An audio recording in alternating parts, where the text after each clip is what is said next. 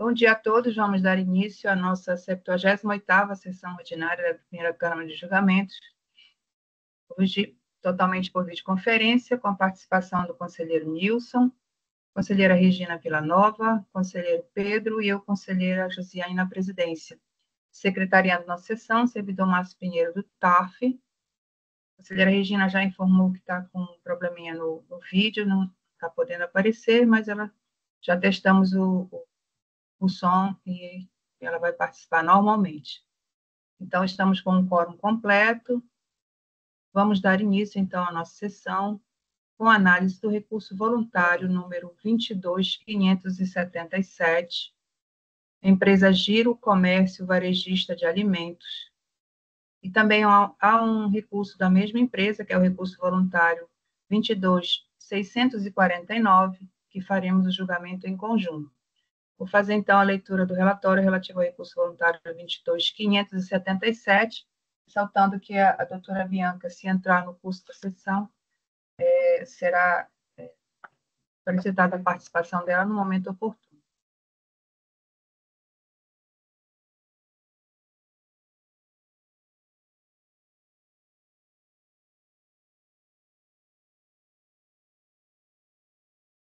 Recurso 22.577, verso presente processo sobre o auto de infração lavrado em 18 de novembro de 2024, com a seguinte descrição: o contribuinte deixou de recolher ICMS, resultante de operação não escriturada em livros fiscais, mediante confronto dos documentos fiscais eletrônicos de saída emitidos pelo sujeito passivo no período de janeiro a dezembro de 2023, com os valores escriturados na escrituração fiscal digital e os declarados na DIEF. Infringência dos dispositivos, só registrando aqui, o conselheiro Nilson perdeu a conexão, mas já retornou. Infringência nos dispositivos da Lei 5.530 e do regulamento do ICMS. A estabilidade é daí ou é daqui? Aqui ficou normal, conselheiro Nilson. O senhor está me ouvindo? Estou lhe ouvindo perfeitamente, mas ficou meio instável, pensei que era daí. Aqui sumiu o seu vídeo, tá? Mas agora já está normal, estou lhe ouvindo e estou lhe vendo também, tá? Ok. Então, peço que desligue o microfone, conselheiro Nilson, para não dar interferência. Penalidade aplicada de 40%, prevista no artigo 78, inciso 1, a linha C, da Lei 5.530 de 1989. O sujeito passivo foi notificado do auto de infração e apresentou impugnação, tendo o julgador de primeira instância proferido decisão pela procedência do auto de infração. Afastou os argumentos de nulidade do lançamento tributário, entendendo que houve o cumprimento do artigo 12 da Lei 6.182 de 1998 e que não houve prejuízo ao contraditório e à ampla defesa. Quanto ao argumento de que a autoridade fiscal não disponibilizou a relação de documentos utilizada para a lavratura do auto de infração, o julgador informa que consta dos autos a planilha demonstrativa com todas as informações que ampararam a autuação, ressaltando que os pagamentos efetuados pelo contribuinte foram devidamente deduzidos. A respeito da alegação de que foi contratada empresa especializada que não encontrou nenhuma divergência entre as DIEFs e os SPEDs fiscais, afirma o julgador de primeira instância que, conforme demonstrado pela fiscalização, o sujeito passivo não escriturou a totalidade de suas operações em suas DIEFs e que o auto de infração se baseou em relatórios que comprovam a realização de operações de vendas mediante emissão de notas fiscais devidamente identificada nos autos, para as quais não foram identificados os respectivos pagamentos do imposto devido. O sujeito passivo foi cientificado da decisão singular e apresentou recurso voluntário com as seguintes alegações em síntese: ausência de fundamentação específica e violação ao contraditório, indicando que a decisão reconhece que as DIEFs foram apresentadas, mas não explica quais operações teriam sido omitidas, nem qual motivo da escrituração existente ser considerada incompleta, e que, ao tratar da alegação de cessamento ao direito de defesa, foi indicado que a planilha foi juntada aos autos, contudo, a planilha não foi entregue diretamente ao contribuinte antes da lavratura, nem foi garantido acesso prévio aos documentos fiscais utilizados para fins de acusação. A impugnação apresentada foi acompanhada por documentos gerados pelo sistema fiscal homologado, os quais não foram refutados tecnicamente, não sendo apontadas falhas nos arquivos apresentados. E a fiscalização concluiu que houve omissão com base em cruzamento automatizado, mas não confrontou individualmente as operações supostamente omitidas, tampouco apresentou relação precisa entre as notas fiscais emitidas e os valores lançados, o que configura violação ao princípio da verdade material e ao devido processo legal tributário. Reclamou também da penalidade de 40% imposta, entendendo que não houve conduta dolosa ou fraudulenta, que a empresa não agiu com má-fé, nem obteve vantagem devida, que eventuais divergências formais ou operacionais não são suficientes para a aplicação da multa gravada, especialmente diante da escrituração regular de receitas e apuração do ICMS devido. Ao final, requer o conhecimento e provimento do recurso para reformar a decisão de primeira instância e julgar totalmente improcedente o auto de infração, ou se entenderem pela manutenção parcial da cobrança que se reavalia a penalidade imposta, considerando a boa-fé da recorrente e a ausência de dolo. Os autos foram remetidos ao TAF na forma regimental, encaminhados ao representante da Procuradoria-Geral do Estado, Dr. José Galhardo Martins Carvalho, que em seu parecer opinou pelo conhecimento e improvimento do recurso voluntário. Na sequência, os autos foram distribuídos a esta conselheira relatora. Este é o relatório, só registrando que a diferença nos processos é apenas em relação ao período de apuração, que um auto é de 2021 a 2022 e o outro é somente de 2023. E há uma pequena diferença nos argumentos de defesa, mas que não compromete a análise em conjunto dos dois recursos.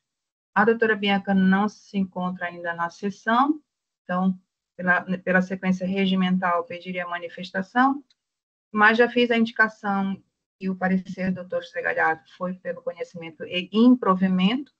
O doutor José Galhardo analisou o recurso voluntário 22.577, a doutora Bianca analisou o recurso voluntário 22.649 e ambos manifestaram-se pelo conhecimento e improvimento do recurso voluntário. O conselheiro Pedro pediu a manifestação, pois não, conselheiro Pedro. Obrigado, presidente. Então, em relação a esses dois recursos, eu queria fazer a solicitação de um pedido de vista para que eu pudesse analisar com mais calma e de forma mais minuciosa o detalhamento do levantamento feito pela autoridade fiscal, para que eu pudesse fazer esse cotejamento de maneira mais certeira em cima dos documentos fiscais emitidos e aqueles que foram considerados, que estão declarados, e a diferença dos documentos fiscais emitidos que constituem essa diferença. Queria pedir a vista para que eu pudesse analisar com mais calma esse levantamento e formar o meu convencimento, presidente. Está bem, conselheiro. Eu faria a apresentação dos processos em relação a alguns itens, mas o conselheiro Pedro já manifestou antecipadamente a necessidade de rever os levantamentos, e como as planilhas estão em mídia digital, também tem a gente requer um tempo um pouco maior para a análise. Então, pelo pedido de vista do conselheiro Pedro, ficam suspensos os julgamentos relativos ao recurso voluntário 22.577 e 22.649. Vamos definir o retorno de vista para a sessão da próxima quarta-feira. Pode ser, conselheiro Pedro? Para o dia 12. Sim, perfeito. Tá bem? Também tudo bem. Na Sim. sessão de quarta-feira. Vamos, então, dar prosseguimento à nossa pauta.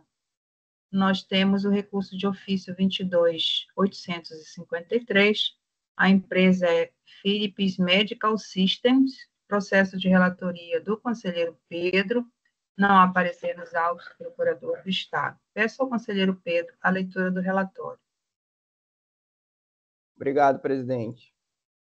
Farei, então, a leitura do relatório do recurso de ofício 22.853. Verso o presente processo sobre o auto de infração e notificação fiscal lavrado contra a empresa Philips Medical System Limitada,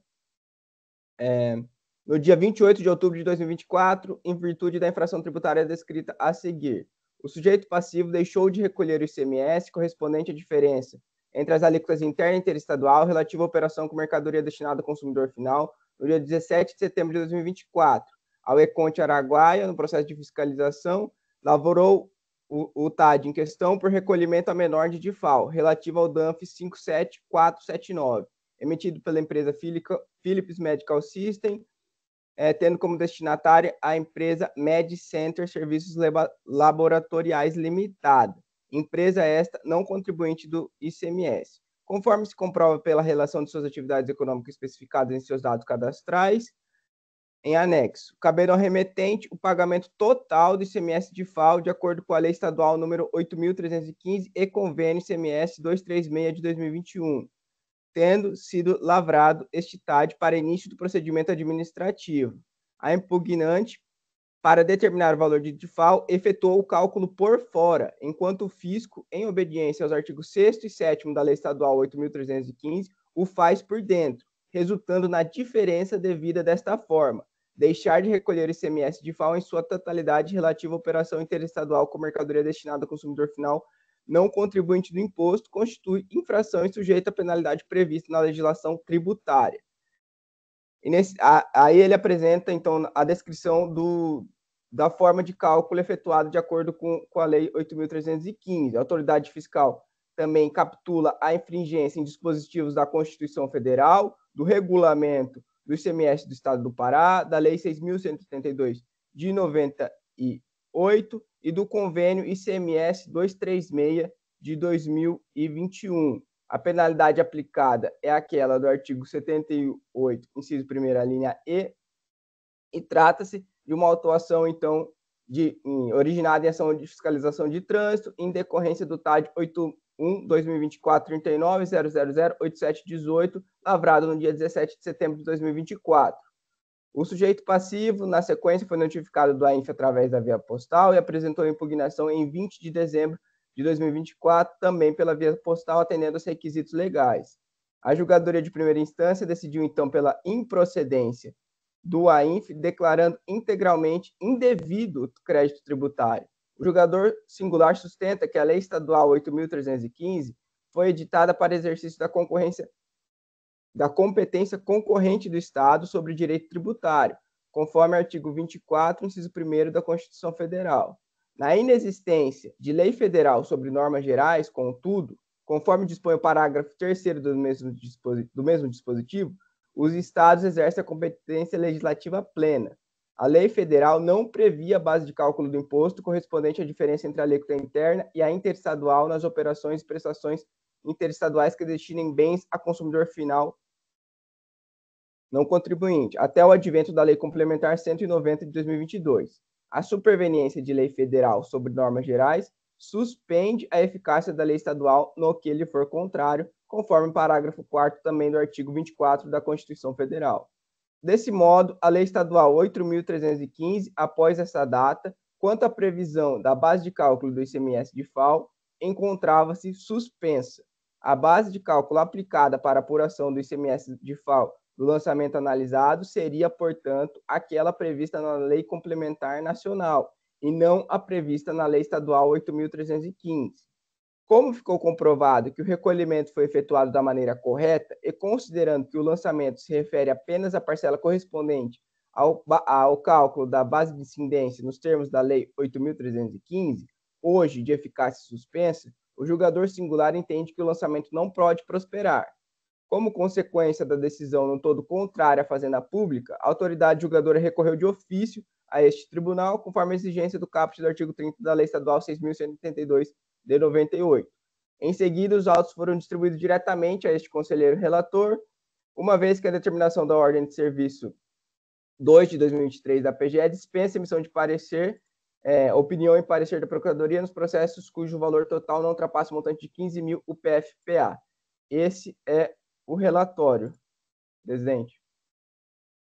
Obrigada, conselheiro Pedro, que já apresentou a justificativa para não apresentação do parecer escrito do Procurador do Estado. E vamos dar, então, prosseguimento à análise do recurso de ofício 22.853. Eu peço ao conselheiro Pedro que apresente suas considerações sobre o que analisou dos autos. Pois então, presidente, aqui nós temos uma ação de fiscalização de trânsito, na qual o remetente que foi autuado é uma empresa que destacou o ICMS de FAO não contribuinte, fez esse cálculo que consta na nota fiscal, destacou o ICMS de FAO não contribuinte na nota fiscal, fez o recolhimento desse ICMS de FAO não contribuinte, porém o fez com a base de cálculo única.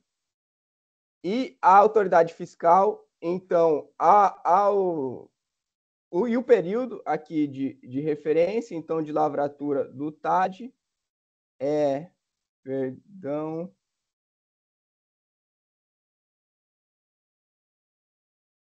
período do TAD foi 17 de setembro de 24. Então, nesse período, a fiscalização autuou a empresa e cobrou única e exclusivamente a diferença em função de ter utilizado a base de cálculo dupla, calculado de acordo com o artigo 7º da Lei Estadual 8.315. Porém, então, o que é válido, que é importante mencionar, é que esse setembro de 2024 é um período posterior à vigência e os efeitos da Lei Complementar 190 de 2022. E é nesse sentido que o julgador singular se posiciona, no sentido de que, até a vigência da Lei Complementar 192, o Estado, de forma plena, poderia legislar, e assim o fez, sobre as normas gerais de direito tributário, ou seja, estabelecendo a base de cálculo do ICMS de FAO não contribuinte, como está na Lei 8.315. Porém, a partir dos efeitos da Lei Complementar 190 de 2022, nós temos que a Lei Complementar Federal, que é responsável pelo estabelecimento dessas normas gerais, ela foi contrária, e ao definir no artigo 13, inciso 10º, a base de cálculo para o de FAO não contribuinte, e no artigo 13, a base de cálculo para o ICMS de FAO contribuinte, deixa claro a diferença de que o ICMS de FAO não contribuinte deve ser calculado com base única, sendo embutido apenas o ICMS com a alíquota interna do destinatário. Então, é uma única base em que é embutido a alíquota interna do estado de destino e é calculado o ICMS de origem com a alíquota interestadual e o ICMS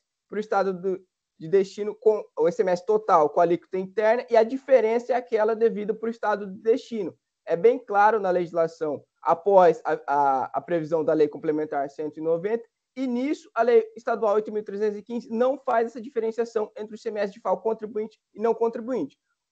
O contribuinte fez o recolhimento de acordo com a previsão da Lei Complementar após a alteração da 190, fez o recolhimento, e tudo isso está comprovado no auto, e é dessa forma que o julgador singular se manifesta, que eu também, ao analisar os autos, ao analisar a legislação, pude comprovar que não merece reparo a decisão e a autuação. Então, ao cobrar única e exclusivamente essa diferença, não tem respaldo, uma vez que o contribuinte seguiu e fez o cálculo e apuração de acordo com o previsto pela legislação. É esse meu entendimento e o resumo da situação dos autos, presidente.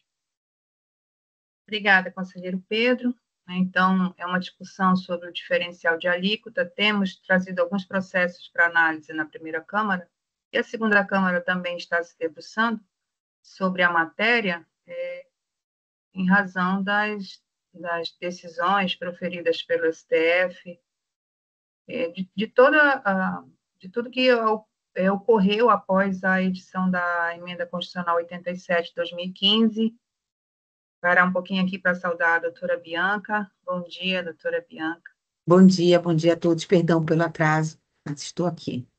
Tá bem. Nós estamos aqui analisando o recurso de ofício 22.853, cuja matéria é diferencial de alíquota, e tem toda a discussão que foi travada a partir da Emenda Constitucional 87 de 2015, com a decisão do STF indicando a obrigatoriedade de uma lei complementar, que só foi editada em 2022, e foi dada a eficácia para ela apenas a partir de 90 dias de sua publicação, toda essa repercussão, e, além disso, disposições da lei estadual que divergem da lei complementar. E, nesse sentido, o conselheiro Pedro também fez essa manifestação, que, enquanto inexistia a lei complementar, a Lei 8.315 estava totalmente válida em todas as suas disposições pela prerrogativa do Estado de legislar sobre a matéria. Mas, com o advento da lei complementar, dispondo sobre normas gerais, naquilo que a lei estadual for contrário, é necessário obedecer ao que dispõe a lei que trata de normas gerais, que é a Lei Complementar 87, de 1996, que foi alterada pela Lei Complementar 190, de 2022. Nesses termos, pelo que foi trazido pelo conselheiro, entendo que a decisão de primeira instância, de fato, analisou a matéria de acordo com o previsto na legislação e de acordo com tudo aquilo que vem sendo debatido no STF, e eu também entendo pela adequação da decisão de primeira instância. O conselheiro Nilson tem alguma consideração?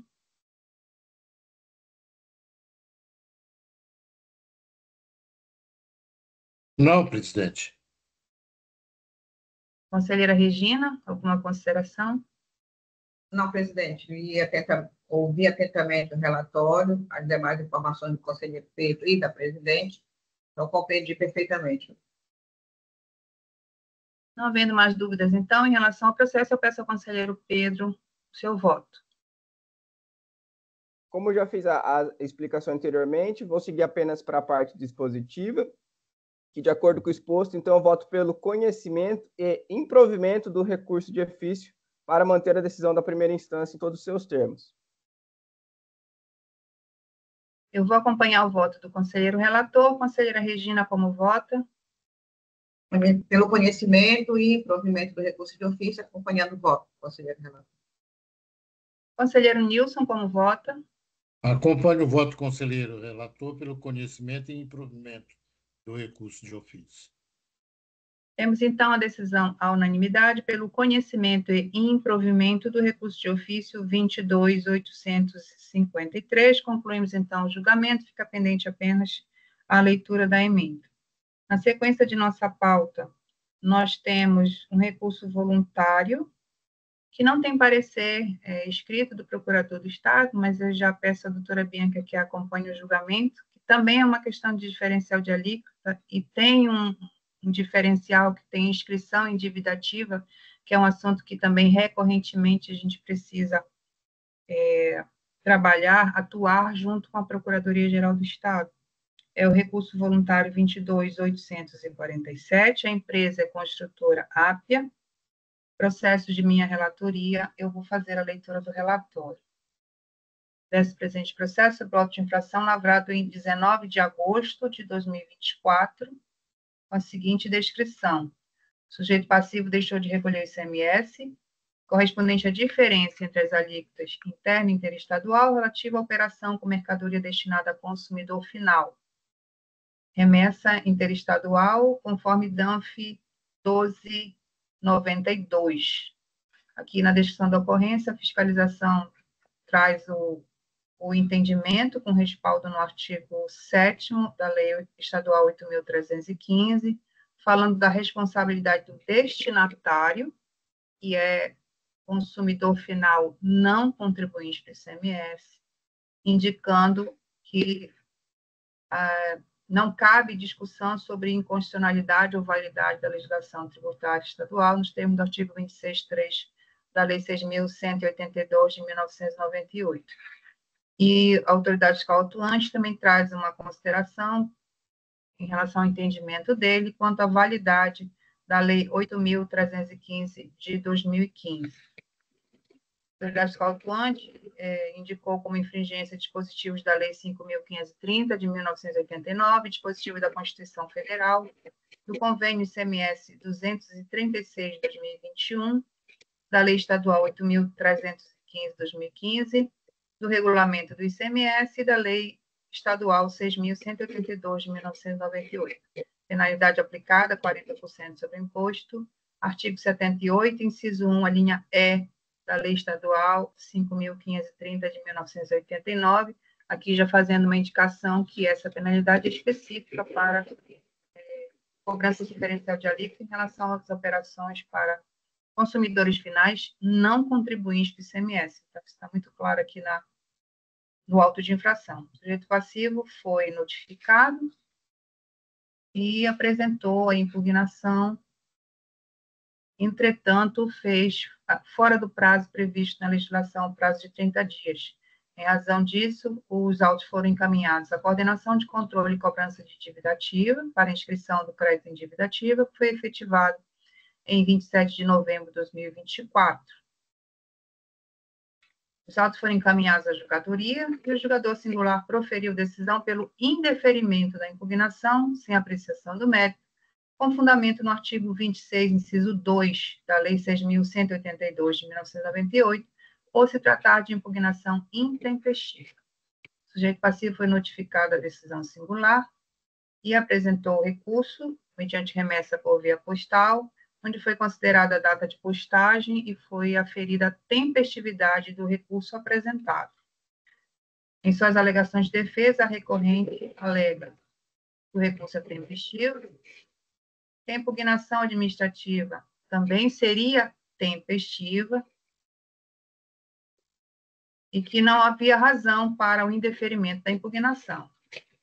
Alega que a recorrente não se reveste da condição de contribuinte do ICMS, pois se dedica à prestação de serviços de engenharia, desempenhando como atividade econômica principal a construção de rodovias e ferrovias, não realizando operações tendentes à circulação de mercadorias. A exigência do diferencial de alíquotas, quando o destinatário não for contribuinte do ICMS, recai sobre o remetente da mercadoria, não havendo possibilidade da exigência em face das empresas de construção civil, conforme súmula número 432 do STJ. E o artigo 5º da Lei Estadual 8.315, 2015, é inconstitucional, por estabelecer a responsabilidade solidária do adquirente, pois o texto da Constituição Federal é claro em delimitar a responsabilidade ao remetente quando o destinatário não for contribuinte do ICMS, que a multa aplicada é confiscatória, pois decorre da simples ausência de recolhimento da exação, sem que haja descumprimento à legislação tributária estadual. Ao final, a recorrente requer o cancelamento do lançamento fiscal e, a título de eventualidade, que a multa seja cancelada ou, ao menos, reduzida pela obediência aos princípios da razoabilidade, proporcionalidade e não confisco. Os autos foram encaminhados ao TAF e distribuídos a esta conselheira relatora, como mencionei anteriormente, com dispensa parecer do procurador do Estado em razão do valor do crédito tributário. A doutora Bianca acompanha aqui a nossa sessão e, se houver necessidade, eu pediria a sua intervenção. Tá bem, doutora Bianca? Bem, esse aqui também é um caso de diferencial de alíquota, um pouquinho diferente do que foi trazido na ocorrência do processo anterior, de relatoria do conselheiro Pedro, que naquele caso, o autuado foi o estabelecimento remetente, e neste caso, quem está sendo autuado é o estabelecimento destinatário, situado no estado do Pará, e que efetivamente não é contribuinte do ICMS. É um estabelecimento prestador de serviço de construção civil. O próprio lançamento faz essa indicação de que o destinatário não é contribuinte do ICMS, e o que a fiscalização está cobrando também é uma diferença decorrente do cálculo, da base de cálculo, né, e aí é um pouquinho semelhante com o processo anterior. Houve o recolhimento do diferencial de alíquotas pelo estabelecimento remetente, entretanto, a fiscalização de trânsito entendeu que o recolhimento era insuficiente. Então, refez o cálculo, e aí tem a diferença na aplicação da base de cálculo, nos termos da Lei Estadual 8.315, e assim fez a fiscalização para cobrar apenas a diferença. E os argumentos de defesa, em primeira instância, não foram analisados, por ter sido considerada intempestiva a impugnação, o crédito tributário foi inscrito em dívida ativa, e após a decisão, o contribuinte entra com recurso voluntário dentro do prazo, por isso ele está sendo trazido aqui para a discussão deste colegiado. Nós já fizemos análise em outros casos também nessa situação, como mencionei anteriormente, houve várias decisões do STF a respeito da matéria, fazendo a indicação de que a legislação estadual era totalmente válida até dezembro de 2021, mas que necessitaria uma lei complementar para dispor sobre normas gerais, o que só aconteceu em 2022. E essa lei complementar, ela trouxe algumas disposições que diferenciam um pouco do texto da lei estadual.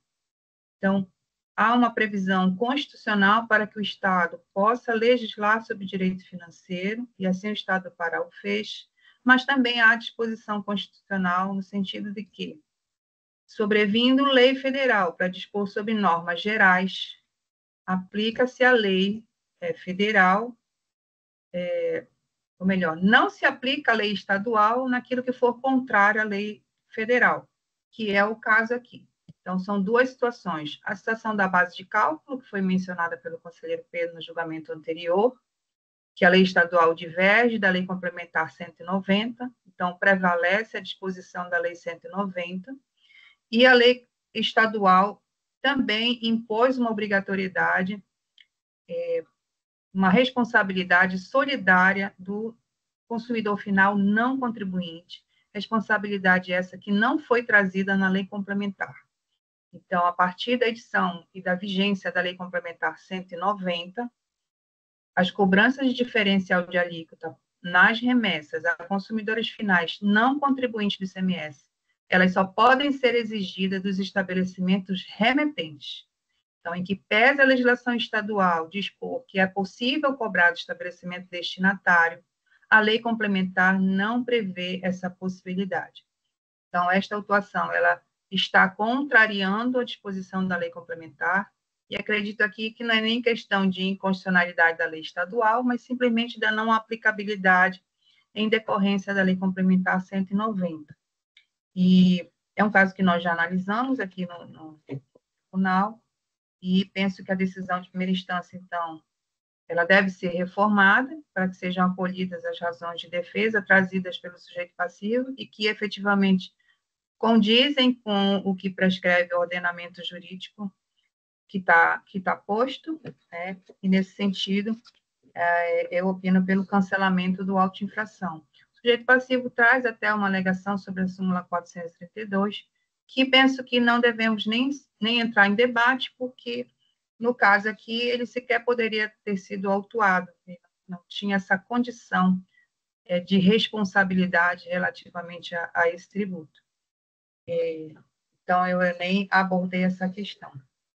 Então, as questões trazidas do processo, né, são essas. Aí tem esse diferencial da inscrição em dívida ativa, que a gente já se posicionou aqui no tribunal, no sentido de que se há uma inscrição em dívida ativa e o crédito tributário é indevido, o órgão de julgamento ele deve proceder à análise do processo e aplicar a legislação que seja cabível, ainda que para cancelar o auto de infração.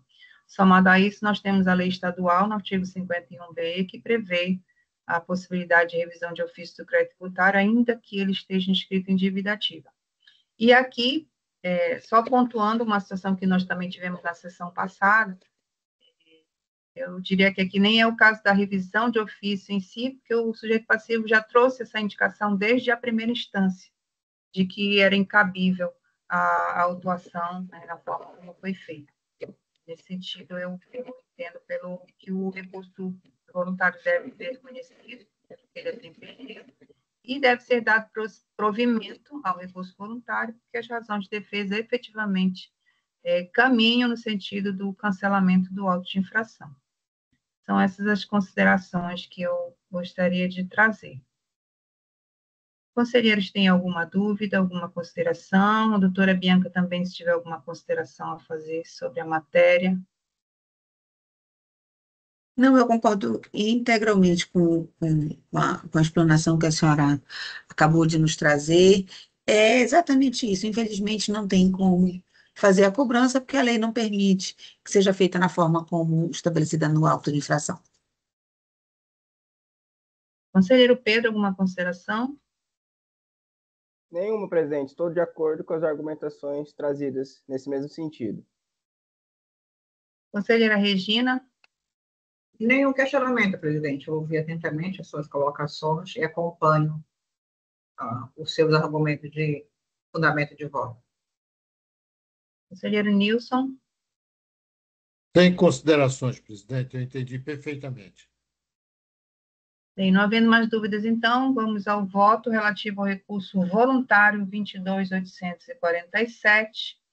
Pelas informações que foram trazidas, eu voto pelo conhecimento e provimento do recurso voluntário para declarar a improcedência do auto de infração.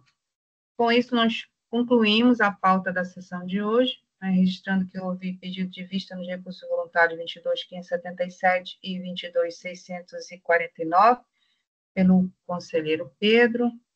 Nós temos algumas emendas pendentes, processo de minha relatoria, que eu não vou conseguir ler na sessão de hoje. Conselheiro Pedro, pois não. Faltou colher nossos votos dessa última vez. De novo, né? Ela De se novo. esqueceu-se. Vai na De sequência. novo. É a pressa. Às vezes a gente deixa passar. Eu cheguei a perguntar nominalmente aos conselheiros, né, a manifestação, acabei entendendo, né, que já era o voto. Conselheira Regina, como vota, o recurso voluntário 22.847, no qual meu voto é pelo conhecimento e provimento do recurso voluntário para cancelar o auto de infração. Conselheira Regina, como vota? Acompanho o voto da conselheira relatora. Conselheiro Nilson, como vota? Voto com a relatora. Eu ouvi, conselheiro Nilson, acompanha? Eu voto com a conselheira relatora. Conselheiro Pedro, como vota? Eu também acompanho o voto da relatora. Agora sim, decisão unanimidade pelo conhecimento e provimento do recurso voluntário 22.847. Eu não vou poder fazer a leitura da emenda neste recurso, e informei também que há algumas emendas ainda pendentes que ficarão para uma próxima sessão. O conselheiro Pedro tem a emenda do seu recurso, do seu processo que foi julgado, que é o recurso de ofício 22.853,